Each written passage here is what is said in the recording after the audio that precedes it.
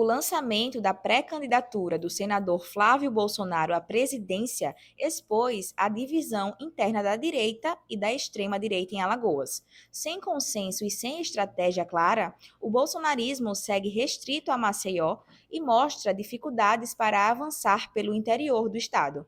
O prefeito JHC, mesmo presidindo o PL estadual, mantém distância do ex-presidente Jair Bolsonaro, ao mesmo tempo em que evita declarar apoio ao Planalto, adotando silêncio estratégico. Enquanto alguns aliados defendem Flávio Bolsonaro, outras lideranças aguardam definições, especialmente Arthur Lira, que segue como peça-chave nas articulações nacionais e, mais que tudo, locais. Sem força para lançar nomes próprios ao governo ou ao Senado, o grupo conservador enfrenta um cenário de incertezas, disputas internas e dependência de alianças.